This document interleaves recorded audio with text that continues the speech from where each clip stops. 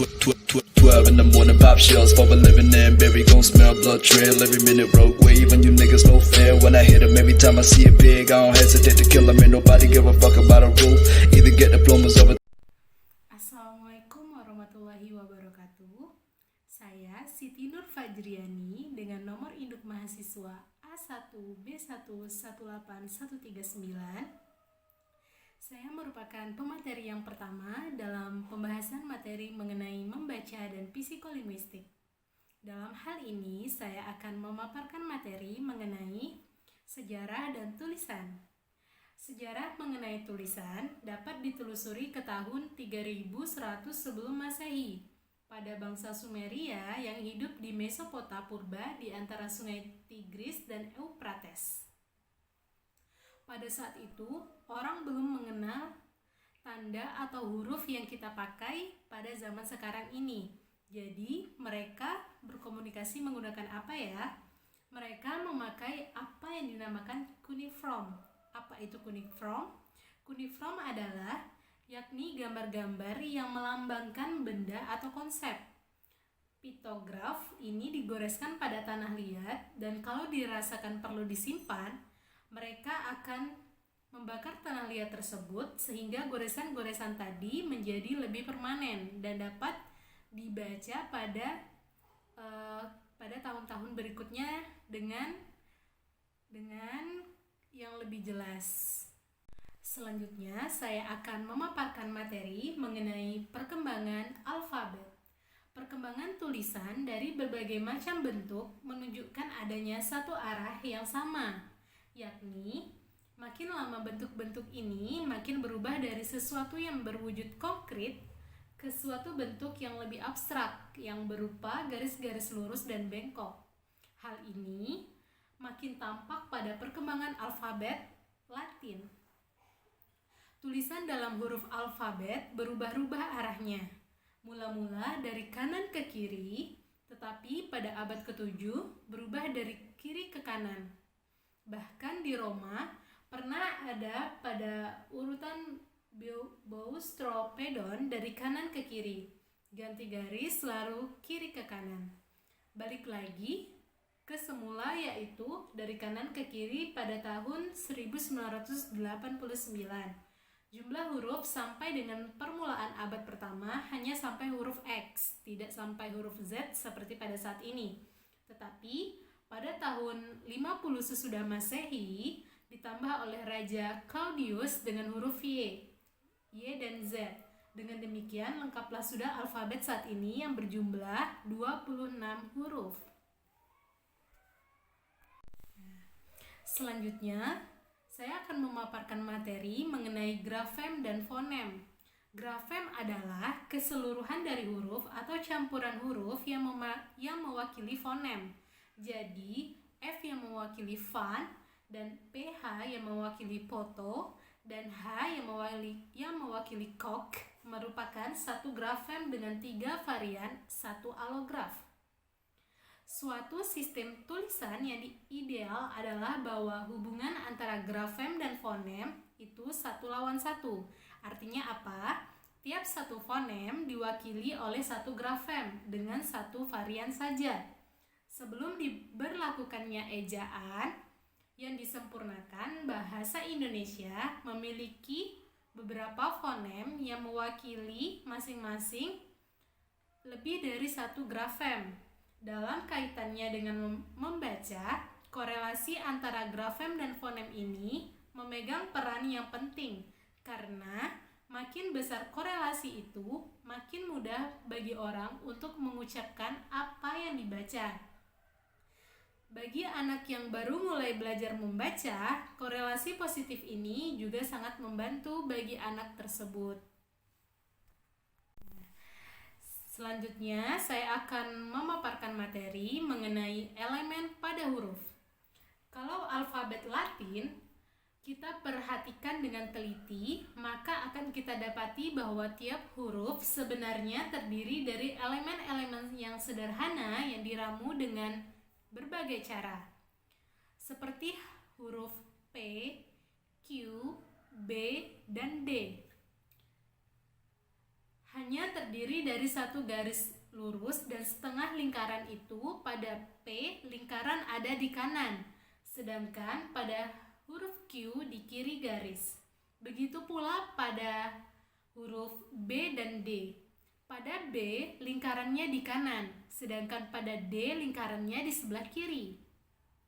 Perbedaan antara P dan D hanyalah letak garis lurusnya saja. Pada P, garis lurusnya menjorok ke bawah, sedangkan pada B ke atas. Nah, bentuk huruf tidak selamanya sama.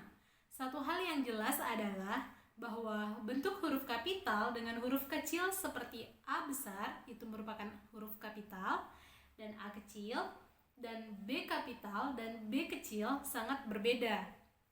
Tidak hanya itu saja, satu huruf yang sama bisa pula tertuang dalam wujud yang berbeda, seperti yang terlihat pada pemaparan PPT yang telah kami sampaikan, yang telah kami paparkan. Dapat teman-teman lihat perbedaannya. Pembaca harus menyadari bahwa wujud yang berbeda-beda itu merupakan hanya gaya saja, tetapi dengan huruf yang sama. Selanjutnya, materi pembahasan kelompok kami akan dilanjutkan dengan kedua rekan saya. Saya Mini Adina dengan NIM A1B1140. Baiklah, saya akan menjelaskan materi selanjutnya, yaitu materi tentang tahapan dalam membaca. Dalam membaca ada dua tahapan utama. Yang pertama, tahapan pemula, dan kedua, tahapan lanjut. Tahapan yang pertama, tahapan pemula. Tahap pemula adalah tahap yang mengubah manusia dari tidak dapat membaca menjadi dapat membaca. Pada tahap pemula, anak perlu memperhatikan dua hal. Yang pertama, keteraturan bentuk, dan yang kedua, pola gambar huruf. Kemampuan anak untuk memahami akan adanya keteraturan bentuk huruf mempunyai prasyaratan yang bersifat psikologis dan neurologis. Dari segi psikologis, anak harus terlebih dahulu telah mengembangkan kemampuan kognitifnya, sehingga dia telah dapat membedakan suatu bentuk dari bentuk yang lain. Dengan kemampuan kognitif ini, anak akan telah dapat membedakan garis lurus, bundaran, setengah lingkaran, dan sebagainya. Dengan singkat dapat dikatakan bahwa membaca hanya dapat dilakukan setelah anak memiliki persyaratan-persyaratan tertentu untuk dapat berbicara. Proses mental anak pada waktu belajar, membaca, dan banyak tolong apalagi bahan bacaan yang diberikan dibuat berlandaskan pada berbagai disiplin ilmu, seperti ilmu linguistik, psikologi, dan pendidikan. Dari segi linguistik, misalnya, bahan ajaran yang memperhatikan keteraturan bentuk, huruf, dan pola kombinasi huruf akan mempercepat proses belajar membaca anak. Baiklah, selanjutnya tahap lanjut. Tahap lanjut adalah tahap di mana prosesnya bukan terkonsentrasi pada kaitan antara huruf dengan bunyi, tetapi pada makna terkandung dalam bacaan. Proses membaca tahap lanjut menekankan pemahaman makna dari bahan yang dibaca. Meskipun ini tidak berarti bahwa pembaca pada tahap lanjut tidak lagi harus memperhatikan ketentuan bentuk huruf. Kemampuan untuk ini telah dilaluinya, dan kini dia harus masuk ke pemahaman makna. Pada tahap ini, membaca dapat didefinisikan sebagai suatu proses untuk menganalisis input yang merupakan bahan tertulis dan menganalisiskan output yang berupa pemahaman atas bahan tersebut.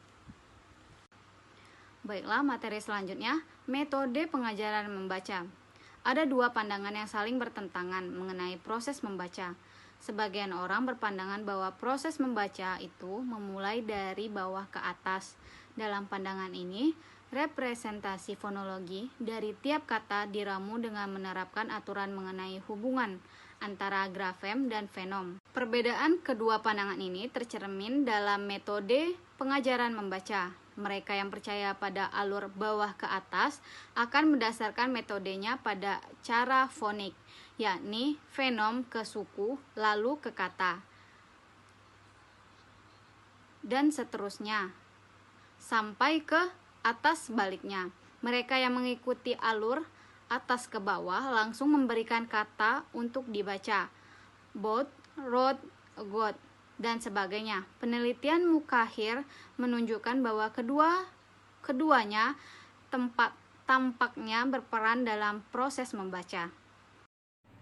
Baik, saya akan melanjutkan materi dari Mini Adina. Sebelumnya perkenalkan, saya Deviansah dengan nomor induk mahasiswa A1B1181141. Materi yang selanjutnya yaitu beberapa model untuk membaca. Ada dua model yaitu atas ke bawah dan bawah ke atas. Berikut penjelasan dari kedua model tersebut. Yang pertama yaitu model atas ke bawah. Model atas ke bawah yang sering juga dinamakan model berdasarkan konteks mengasumsikan bahwa informasi tentang konteks dapat secara langsung mempengaruhi caranya kata dipersepsi dan diinterpretasi. Informasi dari konteks ini menyangkut beberapa hal. Yang pertama, adanya pengetahuan yang sifatnya khusus, pengetahuan yang umum. Misalnya adalah pengetahuan yang dimiliki oleh siapapun bahwa sepeda itu mempunyai roda adalah bagian dari pengetahuan umum. Pengetahuan khusus adalah pengetahuan yang berkaitan dengan pengalaman pribadi masing-masing orang. Kedua, adanya pengetahuan mengenai kendala-kendala sintaktik maupun semantik pada bahasa, baik bahasa pada umumnya maupun bahasa yang dikuasai. Kendala sintaktik yang universal adalah misalnya larangan untuk memindahkan unsur dari suatu anak kalimat ke induk kalimat. Kendala sintaktik yang lokal adalah misalnya keharusan untuk menghilangkan prefiks men pada kalimat pasif tipe pronominal. Ketiga, adanya pengetahuan mengenai kendala atau konvensi ortografik. Seorang pembaca harus telah mengetahui sebelum bahwa huruf Q itu selalu diikuti oleh huruf U. Bahwa bagi orang Indonesia, gugus konsonan di akhir kata itu tidak ada kecuali pada beberapa kata pinjaman seperti konteks dan kompleks. Dengan pengetahuan seperti ini, seorang pembaca akan dapat memanfaatkan konteks dalam ia memahami kata, bahkan kalimat yang sedang dibacanya. Yang kedua yaitu model bawah ke atas. Landasan dasar untuk model bawah ke atas, yang juga disebut sebagai model berdasarkan stimulus, adalah bahwa rekognisi kata tergantung terutama pada informasi yang ada pada kata itu, bukan pada konteksnya. Di samping itu, rekognisi terjadi secara diskrit, berhierarki, dan bertahap. Informasi yang ada pada satu tahap dimanfaatkan untuk membangun tahap berikutnya. Karena itulah, maka pada model ini ada tahap sensori, tahap rekognisi, dan tahap interpretasi. Seandainya kata yang tercetak adalah padi, maka pada tahap sensori kita kaji seluruh fitur visual kata itu. Garis lurus yang menjorok ke bawah dan setengah lingkaran yang menempel di kanan untuk huruf P. Setengah lingkaran di sebelah kanannya yang ditutup dengan garis untuk huruf A, diikuti oleh garis lurus yang menjorok ke atas, dan seterusnya. Pada tahap rekognisi, paduan antara huruf P, A, D, dan I itu memenuhi aturan fonotaktik bahasa Indonesia. Bila memenuhi, dapatlah kemudian bentuk itu dianggap sebagai kata pada tahap interpretasi. Kata itu kemudian dicari maknanya pada leksikon mental. Bila ditemukan, maka selesailah sudah proses interpretasi kata itu. Tentunya, membaca bukan berhenti pada rekognisi kata demi kata saja, tetapi mencakup keterkaitan antara satu kata dengan kata yang lain. Hal ini berarti bahwa membaca merupakan suatu proses yang kompleks karena menyangkut berbagai kemampuan linguistik dan pengetahuan yang ekstralinguistik.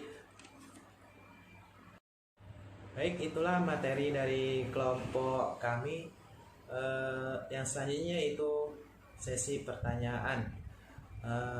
Kami akan menjawab pertanyaan dari teman-teman.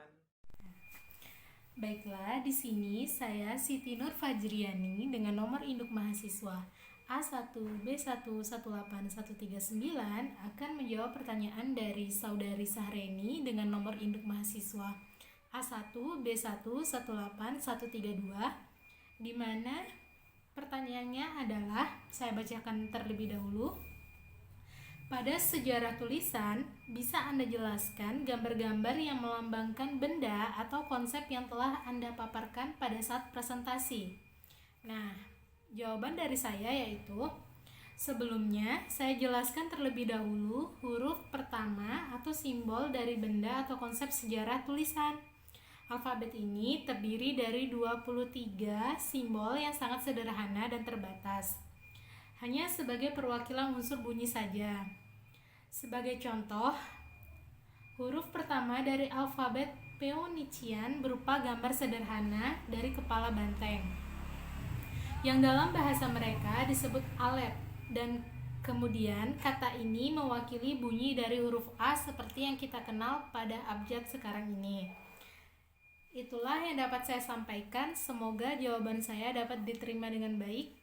Terima kasih. Wassalamualaikum warahmatullahi wabarakatuh. Untuk pertanyaan selanjutnya akan dijawab oleh kedua rekan saya.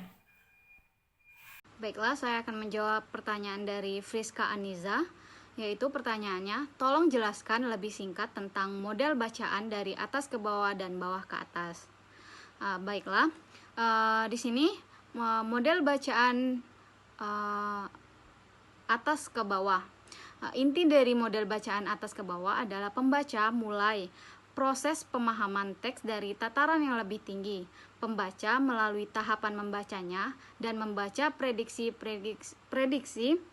dugaan, dan berkenaan dengan apa yang mungkin ada dalam bacaan.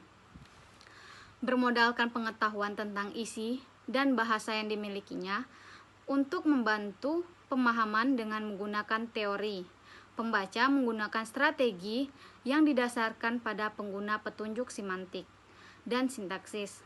Artinya, untuk mendapatkan makna bacaan, pembaca dapat menggunakan petunjuk tambahan yang berupa kompetensi berbahasa yang ia miliki. Jadi, kompetensi berbahasa dan pengetahuan tentang apa saja memainkan peran penting dalam membentuk makna bacaan. Selanjutnya, model bacaan dari bawah ke atas, yaitu membaca bawah ke atas. Struktur-struktur yang ada dalam teks itu dianggap sebagai unsur yang memainkan peran utama. Sedangkan struktur yang ada dalam pengetahuan sebelumnya merupakan hal yang sekunder. MMBA pada dasarnya merupakan proses menerjemahkan dekode dan enkode. Dekode adalah kegiatan merupakan tanda-tanda menjadi berita. Enkode ialah kegiatan mengubah berita menjadi lambang-lambang pada MMBA. Pada pembaca mulai dengan huruf-huruf atau unit-unit yang lebih besar, dan setelah itu barulah ia melakukan antisipasi terhadap kata-kata yang diejanya. Baik, itu saja yang dapat saya sampaikan.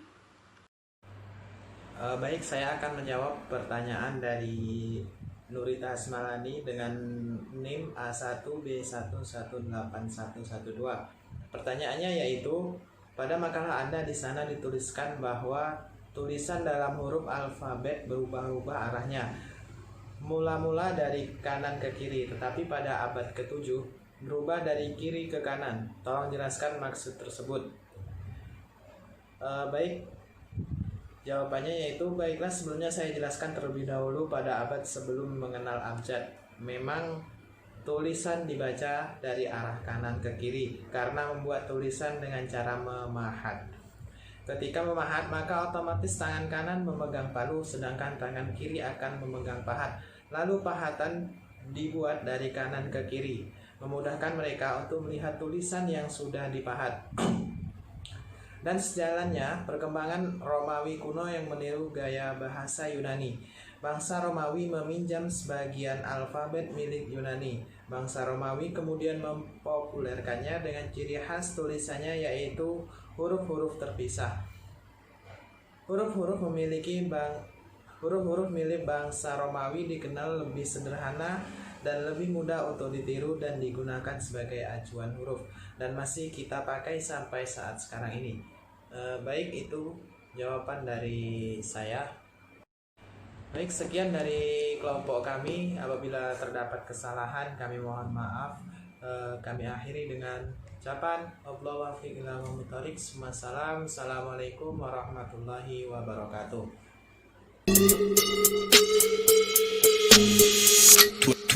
Twelve in the morning, pop shells for a living and berry gon' smell blood trail every minute. Rogue wave and you niggas no fair. When I hit 'em, every time I see a pig, I don't hesitate to kill 'em. Ain't nobody give a fuck about a rule. Either get diplomas or a tool. I'm a cool with my youngest.